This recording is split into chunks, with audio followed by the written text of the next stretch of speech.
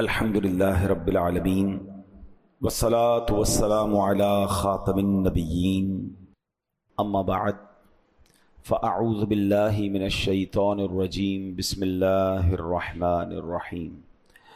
پڑھیے الصلاة والسلام علیک یا رسول اللہ وعلی آلک واصحابک یا حبیب اللہ۔ الصلاۃ والسلام علیک یا نبی اللہ وعلی آلک واصحابک یا نور اللہ۔ درود پاک پڑھنے کے بے شمار فضائل و برکات ہیں۔ میرے آقا مدینے والے مصطفیٰ صلی اللہ تعالیٰ علیہ وسلم کا فرمان، جس نے مجھ پر صبح و شام 10 بار درود پاک پڑھا اسے قیامت کے دن میری شفاعت ملے گی۔ محبت کے ساتھ بآواز بلند درود پاک پڑھ لیں۔ صلو علی الحبیب صلی اللہ تعالی علی محمد صلی اللہ علیہ وسلم۔ مہر چرخ نبوت پہ روشن درود، مہر چرخ نبوت پہ روشن درود، گل باغ رسالت پہ لاکھوں سلام، شہریار ارم تاجدار حرم، نو بہار شفاعت پہ لاکھوں سلام۔ ایک بار پھر محبت سے درود پاک پڑھ لیں۔ صلو علی الحبیب صلی اللہ تعالی علی محمد صلی اللہ علیہ وسلم۔ آج قرآن پاک کی پارہ نمبر 1 سورہ بقرہ اور آیت نمبر 105 105 نمبر آیت کی تلاوت ہوگی، اس کا ترجمہ ہوگا اور اس سے ملنے والا انشاءاللہ پیغام۔ اللہ کریم قرآن مجید میں ارشاد فرماتا ہے، اعوذ باللہ من الشیطان الرجیم، بسم اللہ الرحمن الرحیم۔ ما يود الذين كفروا من أهل الكتاب ولا المشركين أن ينزل عليكم من خير من ربكم والله يختص برحمته من يشاء والله ذو الفضل العظيم۔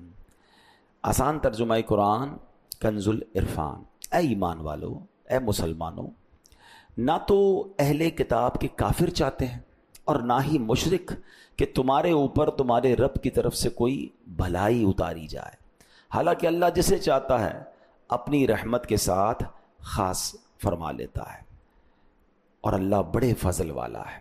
یہ ہو گیا اس آیت کا ترجمہ۔ اللہ کریم نے قرآن پاک میں اس بات کا جواب دیا کہ کیا ریزن تھا کہ وہ معاذ اللہ نبی پاک علیہ السلام کی بارگاہ میں گستاخی کے جملے کہا کرتے تھے۔ اس کی وجہ کیا بتائی؟ ما یود الذین کفروا من اہل الکتاب ولا المشرکین۔ اے مسلمانوں، نہ تو اہل کتاب چاہتے ہیں اور نہ ہی مشرک۔ کیا نہیں چاہتے؟ آگے بتایا قرآن نے، ان ینزل علیکم من خیر من ربکم، کہ تمہارے اوپر تمہارے رب کی طرف سے کوئی بھلائی اتاری جائے۔ کتنا حسد ہے انہیں، ان کو کتنا پرابلم ہے ان مشرکین کو، ان یہودیوں کو، اس زمانے کے لوگوں کو، اور آج بھی ہے، کہ مسلمانوں پر بھلائی نہ اتر جائے، مسلمانوں سے ان کا رب راضی نہ ہو جائے، ان پہ برکتوں کا نزول نہ ہو جائے۔ اب طریقہ کیا انہوں نے اپنایا کہ وہ خود بھی گستاخی والے الفاظ استعمال کرتے تھے اور چاہتے تھے مسلمان بھی معاذ اللہ ان گستاخانہ جملوں کو دہرانا شروع کر دیں، مگر یہ بدبخت جانتے نہیں۔ اللہ نے سبحان اللہ مسلمانوں کو انعام کیا دیا، واللہ یختص برحمتہ من یشاء واللہ ذو الفضل العظیم۔ حالانکہ اللہ جسے چاہتا ہے اپنی رحمت کے ساتھ خاص فرما لیتا ہے۔ جنہیں بچانا ہوتا ہے، جنہیں نوازنا ہوتا ہے، جنہیں عروج عطا کرنا ہوتا ہے، یہ اللہ کی شان ہے کہ اللہ انہیں اپنی رحمت کے ساتھ خاص فرما لیتا ہے، اور اللہ بڑے فضل والا ہے۔ اے میرے پیارے اسلامی بھائیوں، کیوں کہ ہمیں نسبت ہے جناب رسول اللہ علیہ الصلوۃ والسلام سے، اس نسبت کی برکت سے، اس غلامی کی برکت سے اللہ مسلمانوں پر رحمتوں کی بارش نازل فرماتا ہے۔ کیا خوبصورت شاعر نے بات کہی نا، ہر کرم کی وجہ یہ فضل عظیم، صدقہ ہیں سب نعمتیں اس فضل کا، بے سبب اس کی عطائیں بے شمار، بے غرض اس کے کرم بے انتہا، اپنے بندوں کو خدائے پاک نے اس کے صدقے میں دیا جو کچھ دیا۔ یعنی نبی پاک کی غلامی ملی، سرکار علیہ الصلوۃ والسلام کا دامن ملا، تو اللہ قرآن میں فرما رہا ہے کہ اللہ کچھ لوگوں کو اپنی رحمت کے ساتھ خاص کر لیتا ہے۔ اللہ بڑے فضل والا ہے۔ اب یاد رکھیے، غیر مسلم کو یہ بات بہت اچھی طرح معلوم ہے جو ہمیں معلوم نہیں ہے۔ کہتے ہیں نا، دشمن کو بعض اوقات ہمارا وہ پرابلم پتہ ہوتا ہے جو ہم ریئلائز ہی نہیں کر رہے ہوتے۔ انہیں یہ پتا ہے کہ اگر اس قوم کو برباد کرنا، یہ ابھی سے نہیں، صدیوں سے پتا ہے ان کو، کہ اگر مسلمانوں کو تباہ و برباد کرنا ہے، مسلمانوں کو اپنے رب سے دور کرنا ہے، مسلمانوں کے ایمان کو کمزور کرنا ہے، تو ایک ہی طریقہ ہے کہ ان کے دل سے محبت رسول نکال دو، ان کے دل سے نبی پاک سے محبت نکال دو، کیونکہ یہ اپنے نبی سے جب تک محبت کریں گے، یہ کتنے ہی گناہ گار کیوں نہ ہو جائے، اگر کبھی ایسا موقع آئے گا تو یہ اپنی جان دینے سے بھی دریغ نہیں کریں گے، اپنے آقا پر اپنا سب کچھ قربان کر دیں گے۔ اور آج بھی کتنا ہی گناہ گار کیوں نہ ہو مسلمان، ایک وقت کا نمازی نہ ہو، بے شک برے کاموں میں پڑا ہوا ہو، لیکن نبی پاک پر بات آ جائے تو وہ آج بھی گناہ گار اپنا سب کچھ قربان کرنے کے لیے تیار ہو جاتا۔ اور یہی بات ان بدبختوں کو پتا ہے کہ اگر ان کا ایمان کمزور کرنا ہے تو دیر از اونلی ون وے۔ اور یہ بات شاعر مشرق ڈاکٹر اقبال نے بہت پہلے کہہ دی تھی کہ وہ فاقہ کش کے موت سے ڈرتا نہیں ذرا، وہ فاقہ کش کہ موت سے ڈرتا نہیں ذرا، روح محمد اس کے بدن سے نکال دو۔ کیونکہ مسلمان غریب ہو، فقیر ہو، پریشان ہو، لیکن جب نبی پاک کی بات آ جائے تو نہ وہ غربت سے ڈرتا ہے، نہ فاقے سے ڈرتا ہے، وہ اپنے نبی کے نام پر اپنا سب کچھ قربان کر دیتا ہے۔ ہاں، ایک شاعر نے لکھا نا، بتا دو گستاخان نبی کو غیرت مسلم زندہ ہے، ان پر مر مٹنے کا جذبہ کل بھی تھا اور آج بھی۔ اب کتنے ہی گناہ گار کیوں نہ ہو، اب کتنے ہی خطا کار کیوں نہ ہو، مگر آج بھی نبی پاک پر اپنا سب کچھ قربان ہے۔ لیکن دیکھو اس کو کم مت ہونے دینا، یہ پلان ہے، یہ سازشیں ہیں کہ کسی طرح ان کو ان کے نبی سے دور کر دو، اور اس کے لیے پلاننگ ہو رہی ہے، ہمیں سمجھ نہیں آ رہی۔ میں آگے بیان کروں گا کہ باقاعدہ اب دیکھیں نا، قرآن میں رب نے فرمایا یہ چاہتے ہیں مسلمانوں پر فضل نہ ہو، اس لیے گستاخانہ جملے کہتے ہیں، اور آج بھی کبھی خاکے بناتے ہیں، ہمیں ٹیسٹ کیا جاتا ہے، کبھی معاذ اللہ نبی پاک کی شان میں گستاخی کی جاتی ہے، اور آپ کچھ لوگ ہیں جو کہتے ہیں یار اب ٹھیک ہے، یہ تو ان کا عمل ہے تو ہمارا کیا مسئلہ، ان کے دل پہ کچھ فرق ہی نہیں پڑتا۔ تو پھر اپنے ایمان کو چیک کروائیے، کیوں کہ محمد کی محبت دین حق کی شرط اول ہے۔ ہاں، محمد کی محبت دین حق کی شرط اول ہے، اسی میں ہو اگر خامی تو سب کچھ نامکمل ہے۔ ہر جمعے کو ہم خطبہ سنتے ہیں، اور آپ کو سب نے، میں جو جملہ کہنے جا رہا ہوں آپ کو سب کو یاد آ جائے گا، اور وہ جملہ کیا میں کہتا ہوں یہ جہاں بھی آپ جمعہ پڑھتے ہوں گے، الا لا ایمان لمن لا محبت لا۔ یاد آ رہا ہے کچھ؟ 3 بار عموماً امام صاحب کہتے ہیں، الا لا ایمان لمن لا محبت لا، الا لا ایمان لمن لا محبت لا۔ کیا معنی ہے اس کے؟ What is the meaning? معنی یہ ہے، سن لو اس کا ایمان نہیں جس کے دل میں نبی سے محبت نہیں۔ یہ ایکچولی ایمان کی جان ہے محبت رسول۔ ہاں، ساری نمازیں، روزے، عبادت سب ایک طرف، اگر محبت رسول نہیں تو پھر کچھ نہیں، اور وہ اسی کو ٹارگٹ کیے ہوئے بیٹھے ہیں۔ آج بھی پلان ہیں، آج بھی پلانٹڈ لوگ آتے ہیں جو کسی طریقے سے کوئی ایسا پلان کرتے ہیں کہ یار یہ مسلمانوں کے دل سے ان کے نبی کی محبت نکل جائے۔ اے میرے پیارے اسلامی بھائیوں، اب ذرا پہلے ان کی بات کر لیتے ہیں۔ اس زمانے کے جو لوگ تھے، دیکھیں ان لوگوں کو نبیوں کا فیضان نہیں ملا ہے۔ اب کیا ہوا کہ یہودی خود گستاخ تھے، حالانکہ تورات ملی انہیں، لیکن یہ اس کے فیضان سے محروم رہے۔ حضرت موسیٰ علیہ السلام جیسے عظیم و شان نبی بھیجے گئے، مگر فیضان نبوت سے محروم رہے۔ حضرت موسیٰ سے لے کر حضرت عیسیٰ تک ہزاروں پیغمبر آئے، مگر انہوں نے گستاخیاں کی، نبیوں کا فیضان حاصل نہ کیا۔ آخرکار کیا ہوا؟ اللہ قرآن میں فرماتا ہے، وَضُرِبَتْ عَلَيْهِمُ الذِّلَّةُ وَالْمَسْكَنَةُ وَبَاءُوا بِغَضَبٍ مِّنَ اللَّهِ، اور ان پر ذلت اور غربت مسلط کر دی گئی، اور وہ خدا کے عذاب کے مستحق ہو گئے۔ مطلب کیا ہوا؟ گستاخیوں کے سبب، نبیوں کی بارگاہ میں بے ادبیوں کے سبب، سرکشیوں کے سبب، اللہ اکبر، اللہ نے ان پر غضب نازل کیا اور وہ رحمت و برکت سے محروم ہو گئے۔ اب یہ کیا کرتے ہیں کہ انہوں نے دیکھا کہ ہم تو کھائی میں گر گئے ہیں، ہم سے تو اللہ ناراض ہے، ہم نے تو نبیوں کی گستاخی کی، اب مسلمان بھی اپنے نبی کی گستاخی کریں، اب مسلمان بھی بے ادبی کریں۔ اب کیا ہوتا ہے کہ اب سنیے گا، کبھی خاکے بناتے ہیں اور کبھی مسلمانوں کے درمیان اپنے کارندے شامل کرتے ہیں۔ وہ کبھی کبھی مذہبی حلیہ اپنا کر آج کل سوشل میڈیا پر، ٹی وی پر آ کر بیٹھتے ہیں اور پھر بے باکیاں کر رہے ہیں، گستاخیاں کرتے ہیں، اور لوگ کہتے ہیں تو اظہار رائے ہے جناب، آزادی اظہار رائے ہے، معاذ اللہ۔ وہ چاہتے کیا ہیں کہ کسی طرح ہماری زبان پر بے ادبی ہے۔ دیکھیں، یہودیوں نے اس زمانے میں صحابہ کو نہیں کہا تھا آپ گستاخی کریں، وہ گستاخانہ جملے کہنا شروع کر دیا انہوں نے، تاکہ ان کی زبان سے بھی وہ ادا ہو جائیں۔ آج بھی یہی ہو رہا ہے، ہمیں کوئی کہتا نہیں آپ یہ کہو، مگر وہ ٹی وی پہ آ کے صحابہ کے خلاف بات کرے گا، ہیں کوئی نبیوں کے بارے میں بات کر دیں گے، کوئی معاذ اللہ پیارے آقا کی اہل بیت کے بارے میں بے ادبی والی بات، تاکہ مسلمان بھی بے ادبی کے جملے سیکھ جائیں، مسلمان بھی گستاخیاں کرنے معاذ اللہ لگ جائیں، تاکہ ان کا ایمان کمزور ہو جائے، تاکہ ان سے محبت رسول چھین لی جائے۔ یہ وہ پلان ہے کہ کسی طرح ان کے دل سے محبت رسول کو نکالا جائے۔ مجھے ایک بات بتائیں، ایک بڑی دیوار ہو، آپ اس کو دھکا دیں، وہ نہیں گر رہی، اب کیا کریں گے؟ یار اس کے نیچے سے مٹی نکالو، اس کی مٹی نکال دو گے نا یہ کمزور ہو جائے گی۔ تو ہمارے ایمان کی دیوار ہے، اور اب اس کے نیچے سے ڈائریکٹ کوئی نہیں کہتا معاذ اللہ نبی پاک کے بارے میں، وہ صحابہ کے بارے میں بات کریں گے، وہ اولیاء کے بارے میں بات کریں گے، وہ اہل بیت کے بارے میں بات کریں گے۔ آپ کو کہیں گے دیندار لوگوں سے علماء کے پاس جانے کی کیا ضرورت ہے؟ تاکہ پہلے آہستہ آہستہ مٹی نکلتی جائے، ہیں پہلے علماء سے دور کرو، پھر اولیاء سے دور کرو، پھر صحابہ سے کرو، پھر اہل بیت سے کرو، اور آخری وقت اتنی دیوار کمزور ہو جائے کہ پھر دین سے ہی دور کر دو۔ یہ سمجھیے بات۔ مجھے بتائیں، ماشاءاللہ آپ جو آتے ہیں کچھ سیکھ کے جاتے ہیں نا، اگر آپ یہ آنا ہی چھوڑ دیں عالم دین کے پاس یا مبلغین کے پاس، جمعے کا خطبہ سننا ہی چھوڑ دیں، تو جو جمعے کے دن یہ جہاں جہاں آپ سیکھتے ہیں، یہ کس سے ملا؟ مجھے اور آپ کو آج تک جو دین ملا ہے، میں نے اور آپ نے آج تک جو سنتیں سیکھی ہیں، جو علم دین سیکھا ہے، وہ کس سے سیکھا؟ وہ علماء سے سیکھا، ان کی کتابوں سے سیکھا۔ ہم تو صحابہ سے ڈائریکٹ نہیں ملے نا، ہم تو نبی پاک سے ڈائریکٹ نہیں ملے۔ علماء وارث الانبیاء ہیں، اسی لیے وارث الانبیاء کہا جاتا ہے کہ وہ تبلیغ کا کام جو نبی پاک اور صحابہ نے کیا اب وہ کر رہے ہیں۔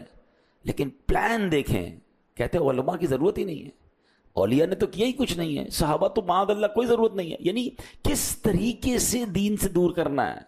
اگر یہ بھولے بھالے مسلمان یہ نہیں سمجھیں گے تو یہ اس زمانے سے سازش ہو رہی ہے۔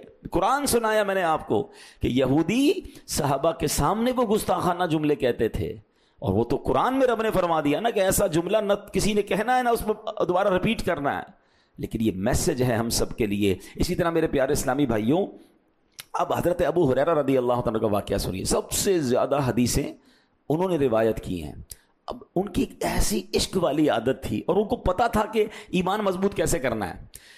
ہوتا کیا تھا کہ جب وہ نبی پاک علیہ الصلوۃ والسلام کے صحابی تھے، جب کسی دیہاتی کو دیکھتے تھے نا جو دور سے آیا ہے، تو اس کو کہتے آپ نے پیارے آقا علیہ السلام کی زیارت کی ہے؟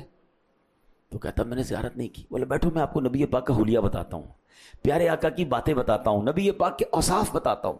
اب سوال ہے کہ یار ایک دیہاتی ہے، دور سے آئے، پہلے نماز سکھائیں، پہلے قرآن سکھائیں، پہلے سنتیں سکھائیں؟ نہیں، وہ جانتے تھے کہ سب سے پہلے سافٹ ویئر کون سا ڈالنا ہے، وہ عشق رسول کا سافٹ ویئر ڈالنا ہے۔ یہ نبی پاک سے محبت کر لے گا نا، پھر نمازی بھی بن جائے گا، پھر قرآن بھی پڑھے گا، پھر یہ سنتوں پر بھی عمل کرے گا، اور جناب نمازیں بھی ہیں، روزے بھی ہیں، سب کچھ ہے۔ اور اگر محبت رسول نہیں ہے تو پھر کچھ بھی نہیں۔ اب یہ کون کر رہا ہے؟ یہ صحابی رسول کر رہے ہیں۔ وہ جانتے تھے کہ نبی پاک سے جب دلی رشتہ مضبوط ہو جائے گا نا تو ایمان پختہ ہو جائے گا۔ ایمان جتنا پختہ ہوگا، نیکیوں میں دل بھی لگتا ہے، آدمی جنت کے راستے پر بھی چل جاتا ہے۔ تو محبت رسول ہمارے اندر بھی ہونی چاہیے، ہمارے بچوں کے اندر بھی ہونی چاہیے۔ ہم اپنے بچوں کو نبی پاک کی باتیں بتائیں، ان کے اوصاف بتائیں، ان کے معجزات بتائیں، ان کی خوبصورتی بتائیں، ان کے کمالات بتائیں۔ ہاں، ان کا دل نبی پاک سے محبت سے بھر دو۔ آپ عاشق رسول بن گئے نا، پھر انشاءاللہ سارے کام آسان ہو جائیں گے۔ تو یہ ہے بیسک چیز جو ہمیں سمجھنی ہے۔ اے میرے پیارے اسلامی بھائیوں، اب عشق رسول بڑھائیں کیسے؟ محبت رسول ہم کیسے اضافہ کریں؟ اس کا بھی علماء نے طریقہ بتایا، کہ بڑی پیاری بات بتائی کہ سب سے پہلے تو قرآن میں جو رب نے نبی پاک کی شانیں بیان کی ہیں نا، قرآن نے جس طرح اپنے حبیب کا ذکر کیا، اللہ نے جس طرح اپنے حبیب کا ذکر کیا، جس طرح نبی پاک کی شان، آپ دیکھیں میں کوشش کر رہے ہیں ہم نبی پاک کے بہت سارے اوصاف قرآن سے سمجھتے ہیں، تو قرآن سے جب آپ نبی پاک کی شان پڑھتے ہیں نا تو عزت، تعظیم، محبت بہت بڑھ جاتی ہے۔ تو ایک طریقہ تو یہ ہے، تو اس کو پڑھیں، اپنے بچوں کو سنائیں، اس کی کتابیں ماشاءاللہ مل جاتی ہیں، اب ہمیں کہیں مکتبۃ المدینہ پر موجود ہوتی ہیں۔ پھر درود پاک کی کثرت درود، یاد رکھیے جس سے محبت ہوتی ہے نا بندہ اس کا ذکر زیادہ کرتا ہے۔ اب میں کہوں جناب نبی پاک سے محبت بہت زیادہ ہے، پورے دن میں نام کتنی بار لیا آپ نے؟ میں آپ کو سچ بتاؤں، کبھی کسی آپ کے ساتھ بھی ہوتا ہوگا، کبھی کسی دوست کے ساتھ بیٹھے نا، تھوڑی دیر میں پتہ چل جاتا ہے اس کو اپنے کس سے زیادہ محبت ہے۔ جس کو اپنے بچے سے محبت ہوگی نا، ہر تھوڑی دیر بعد اپنے بچے کا کسی نہ کسی بہانے سے ذکر کرتا رہے گا۔ کسی دوست سے بہت محبت ہوگی، تھوڑی دیر بعد اس دوست کا بات کرے گا۔ کسی کو اپنے والد سے محبت ہے، اپنی والد کا ذکر کرے گا۔ یعنی بندے کے پاس بیٹھ کر پتہ چل جاتا ہے کہ یہ کس سے پیار کرتا ہے۔ सच बताओ, क्या आशिक रसूल के पास बैठकर पता नहीं चलना चाहिए नबी पाक से कितना प्यार करता है? यार ये जब देखो प्यारे आका की बातें करता है, जब देखो उनका नाम लेता है, जब देखो उनका जिक्र करता है, उन पर दुरूद पढ़ता है। ये होना चाहिए। जिक्र रसूल से ज़बान तर रखिए, ये आपके इश्क रसूल में इजाफे का बाइस बनेगा। फिर उलमा फरमाते हैं कि सीरत रसूल पढ़ें। बहुत बड़ा मसला ये कि हमने ना जाने किस किस की जो है ना बायोग्राफी और किस किस की हिस्ट्री को पढ़ा है, नहीं पढ़ा तो नबी पाक की सीरत को नहीं पढ़ा। यार जिस नबी का कलमा पढ़ा, हमें पता ही नहीं है कि उनकी मक्की ज़िंदगी कैसी थी, उनकी मदनी ज़िंदगी कैसी थी। वल्लाही आप तवज्जो के साथ एक बार प्यारे आका की पूरी लाइफ को पढ़ लें, सीरत रसूल को पढ़ लें, आप दीवाने हो जाएंगे। आपको आपके मजे को मजा आ जाएगा। मैं आपको एक बहुत सारी किताबें, हजारों, बल्कि सच्ची बात ये सदियां हो गई नबी पाक की सीरत लिखी जा रही है, मगर बात पूरी नहीं हो रही है। हाँ, ये भी कमाल है। प्यारे आका के औसाफ का एक कमाल ये है कि उनकी तारीफ में, उनकी शान में 1400 साल से लिखा जा रहा है, मगर बात पूरी नहीं हो रही। क्यों नहीं हो रही? शायर कहते हैं ना, जिंदगियां खत्म हुई और कलम टूट गए, जिंदगियां खत्म हुई और कलम टूट गए। आका तेरे औसाफ का एक बाब भी पूरा ना हुआ। एक बाब, एक चैप्टर भी अभी तक कंप्लीट नहीं हुआ है। क्यों? दिलदार बड़े आए, महबूब बड़े देखे, जो देखे सभी उनके कदमों में पड़े देखे। अरबाबे नजर को कोई ऐसा न मिलेगा, बंदे तो बहुत मिल जाएंगे, पर आका न मिलेगा। तारीख अगर ढूंढेगी सानी मोहम्मद, सानी तो बड़ी चीज है, साया ना मिलेगा। तो अल्लाह ने ऐसा बनाया अपने हबीब का। प्लीज सीरत पढ़िए। तो मैं एक किताब सजेस्ट करता हूं, शायद मैंने कई बार उस किताब को पढ़ा है और कई बार तो रोते रोते पढ़ा है। यानी वो कमाल किताब लिखी है मुफ्ती अब्दुल मुस्तफा आज़मी साहब ने, और आप इस किताब को पढ़ लें। बिल्कुल चैप्टर वाइज उन्होंने इसको बनाया है कि प्यारे आका की विलादत से पहले के वाकयात क्या थे, विलादत के वक्त के वाकयात क्या थे, बचपन में लाइफ मुबारक, जिंदगी मुबारक कैसी थी, फिर इब्तिदाए इस्लाम के वाकयात क्या थे, फिर हिजरत मदीना का वाकया उसमें पढ़ें, मदीने पहुंचकर फिर पहली हिजरी में क्या हुआ, फिर जंग बदर कैसे हुई, गज़वाए उहद कैसे हुई, सुलह हुदैबिया कैसे हुआ, उसके बाद फतेह मक्का कैसे हुआ। अल्लाह अकबर। आपको ऐसा लगेगा आप उस दौर में पहुंच गए हैं। हाँ, रोज के कुछ सफात पढ़ें बावुजू होकर। अल्लाह अकबर। अपने नबी की बातें नहीं पढ़ूंगा तो मैं किसकी बातें पढ़ूंगा? और आप ये बातें फिर अपने बच्चों को बताएं। फिर उसमें नबी पाक के मौजज़ात भी हैं, नबी पाक का हुस्न भी है, प्यारे आका के आज़ा के कमालात हैं। सुबहान अल्लाह। आपको ऐसा लगेगा आप उस दौर में पहुंच गए। थोड़ा वक्त निकालें। हाँ, जिसका कलमा पड़ा है, तेरे सदके में आका सारे जहान को दीन मिला, जिनके सदके दीन मिला है उनके बारे में तो जानो ना यार। पता ही नहीं हमें उनके बारे में। यकीन करें मैं 4-6 सवाल करूं उसके बाद जवाब नहीं होगा किसी के पास। और जनाब अपने क्रिकेटरों के बारे में तो जनाब पता नहीं, फुटबॉलर के बारे में, दुनिया भर के लोगों के बारे में मालूमात है। हमारी नबी पाक से मोहब्बत की कमी की वजह भी ये है, हम उनकी सीरत नहीं पढ़ते, हमारा कनेक्शन कमजोर होता जा रहा है। ना करें ऐसा। मेरा सब कुछ मेरे आका है ना, मेरे तो आप ही सब कुछ है, रहमते आलम। मैं जी रहा हूं जमाने में आप ही के लिए। अल्लाह करे ऐसे बन जाए। अब कुरान पाक की आयत का अगला हिस्सा, वल्लाहु यख्तस्सु बिरहमतिही मन यशा वल्लाहु ज़ुल फ़ज़्लिल अज़ीम। हालांकि अल्लाह जिसे चाहता है अपनी रहमत के साथ खास फरमा लेता है, और अल्लाह बड़े फजल वाला है। अब पिछली बात तो हमने समझ ली कि यहूदी और ये ईसाई जो थे या उस ज़माने के मुशरिकीन थे, और अब भी जो लोग इस्लाम दुश्मन हैं वो मुसलमानों के हसद में मुब्तला है। मगर सुभान अल्लाह, अल्लाह करीम जिसे चाहे अपने फजल के साथ ख़ास फरमा लेता है। अच्छा, ये जो फजल के साथ ख़ास फरमाना ना, इस पर बड़ी ख़ास हदीस है। मैंने खुद भी ज़िंदगी में पहली बार इस हदीस को आज पढ़ा है, आप सुने मज़ा आ जाएगा। एक हदीस पाक है, फजल खुदाबंदी मुसलमानों पर कैसा है, नबी पाक के उम्मतियों पर कैसा है, प्यारे आका ने किस तरह बयान फरमाया। बड़ी प्यारी एग्जाम्पल है, ज़रा गौर से सुनिएगा। हज़रत अब्दुल्ला इब्न उमर रदी अल्लाह तआला अन्हुमा से रिवायत है, रसूल अकरम नूर मुजस्सम सल्लल्लाहु तआला अलैहि वसल्लम ने फरमाया, तुम्हारी और यहूदो नसारा की मिसाल यूं है कि गोया एक शख्स है जिसने कुछ लोगों को मजदूरी पर रखा और कहा, कौन है जो फजर से लेकर निस्फुन नहार यानी जोहर तक काम करेगा, फजर से लेकर जोहर तक काम करेगा, मैं उसे एक किरात उजरत में दूंगा। और ये नबी पाक ने फरमाया, ये मिसाल यहूदियों की तरह है, यहूदियों की है कि फजर से लेकर जोहर टाइम बहुत होता है, बहुत काम किया, एक किरात मिला। फिर वो शख्स ऐलान करता है, कौन है जो निस्फुन नहार यानी जोहर से लेकर असर तक काम करेगा, उसको भी एक किरात दूंगा। आका अलैहिस्सलाम ने फरमाया, ये नसारा ईसाइयों की मिसाल है। پھر اس نے آخر میں اعلان کیا کون ہے جو عصر سے مغرب کام کرے گا اور 2 قرات دوں گا. عصر سے مغرب ٹائم کتنا؟ سب سے تھوڑا. اور اجر کتنا؟ ڈبل. فرمایا یہ مثال مسلمانوں کی ہے.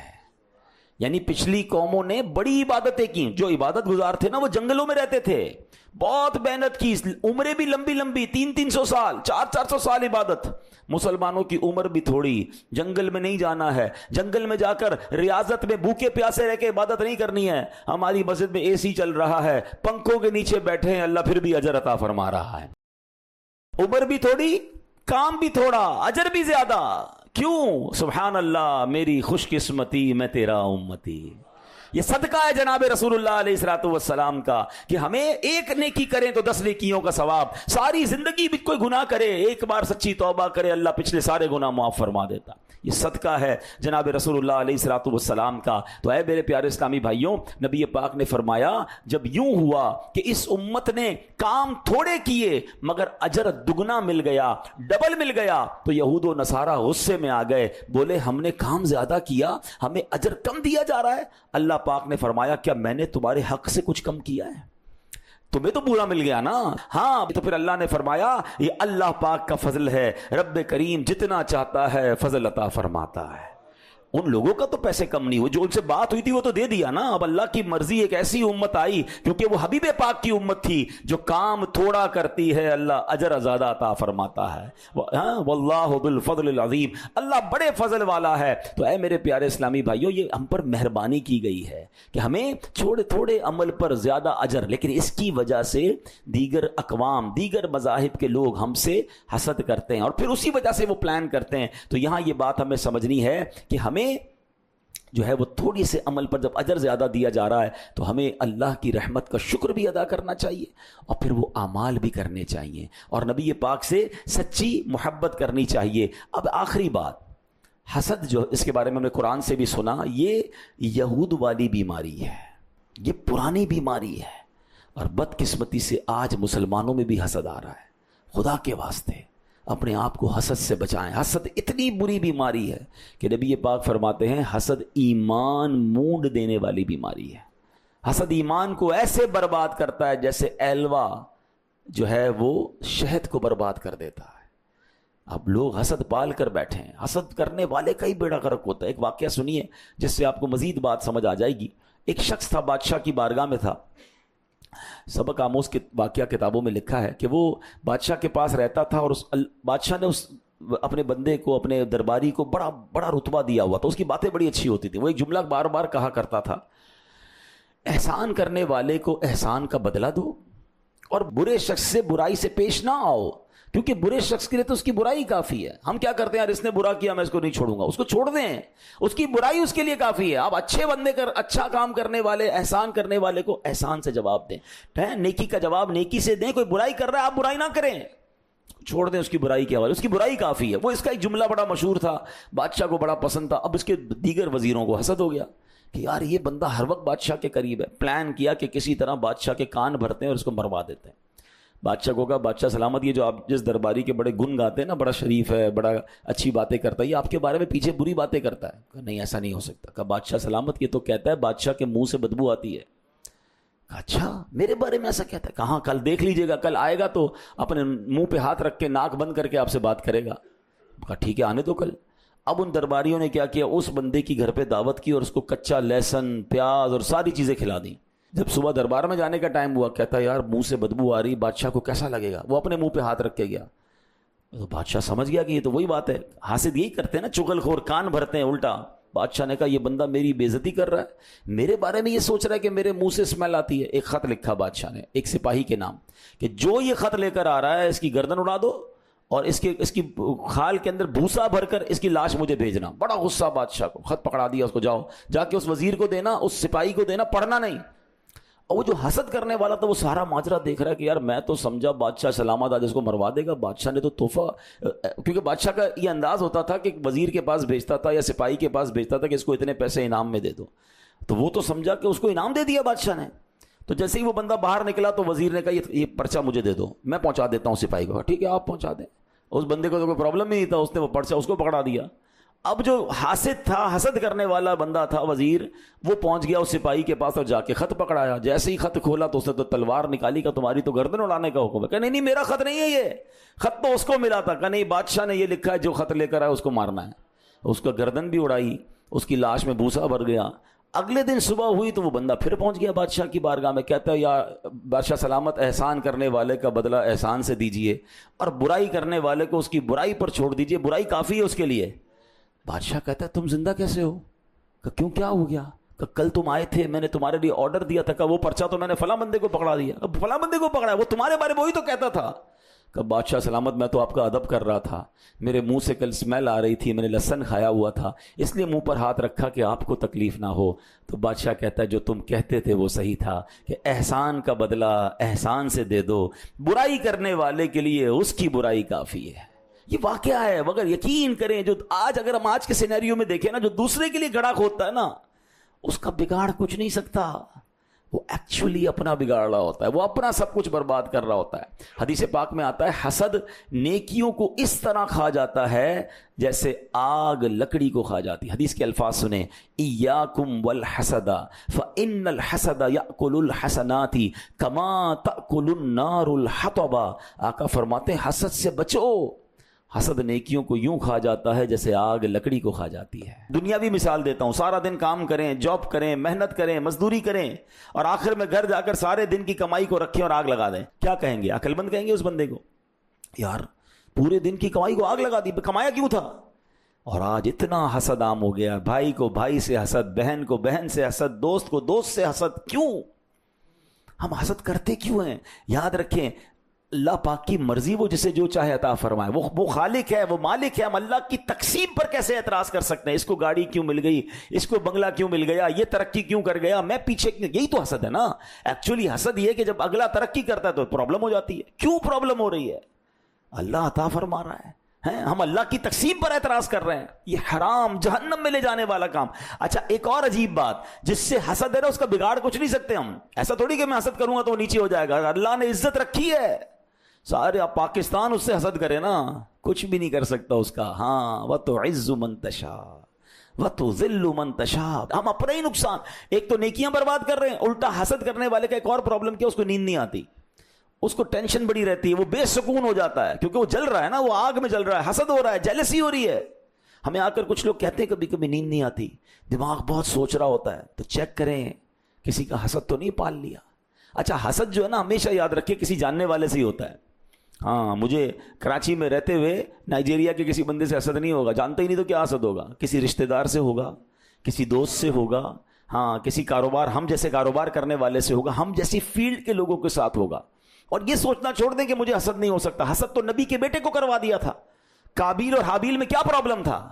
تو ہمیشہ یاد رکھیں یہ حسد پروف کوئی نہیں ہوتا، اپنے آپ کو چیک کرتے رہنا ہوتا ہے کہ یار کوئی ہے کہ جس کی ترقی میں مجھے پرابلم ہوتی ہے، کسی کی تعریف کریں تو مجھے تکلیف ہوتی ہے. اگر ہو رہی ہے تو توبہ کریں، حسد کو نکالیں اپنے اندر سے. میں حسد کر کے سامنے والے کا کچھ نہیں بگاڑ رہا، میں اپنا بگاڑ رہا ہوں، میری نیکیاں برباد، میری بے سکونی، میں جہنم کی آگ تیار کر رہا ہوں.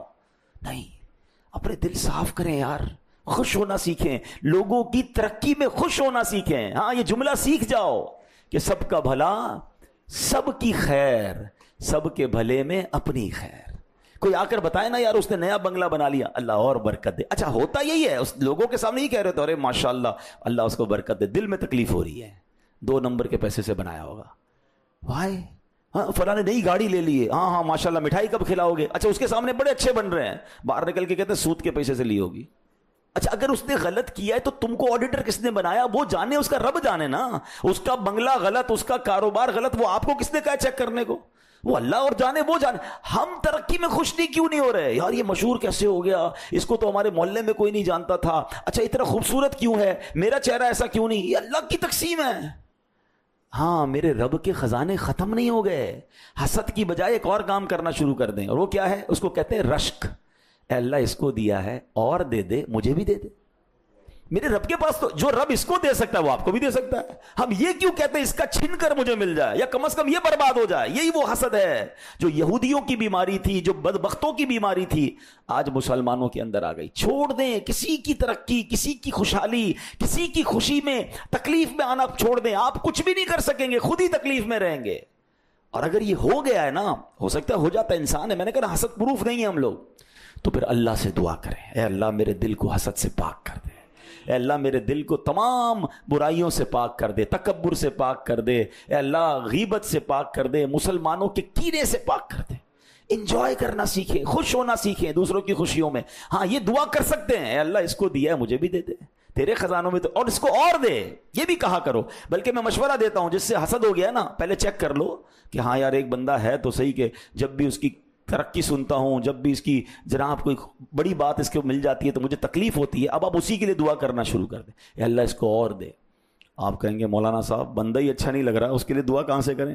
تو اس کا مطلب پرابلم ہے نا کہ تمہیں مسلمان کے لیے دعا کرنے میں بھی پرابلم ہو رہی ہے. یہی تو حسد ہے, یہ تو ٹیسٹر ہو گیا نا, کہ اتنا گندا ہو گیا میرا دل کہ میں اس کی دعا نہیں کر پا رہا, دعا کرتا ہوں تو برا لگتا ہے. یہی چیکنگ تھی, یہی ٹیسٹ تھا, یہی وائرس ہے. اور یہ وائرس نکلے گا ہی ایسے کہ آپ جس سے حسد ہے اس کے لیے دعا کریں, تھوڑے دن لگیں گے, پھر یہ وائرس اتر جائے گا, پھر کلین ہو جائے گا. اور آپ کو کوئی آ کر کہے گا نا یار اس کی ایک اور فیکٹری لگ گئی ہے, تو آپ کہیں گے میں بھی تو دعا کرتا ہوں.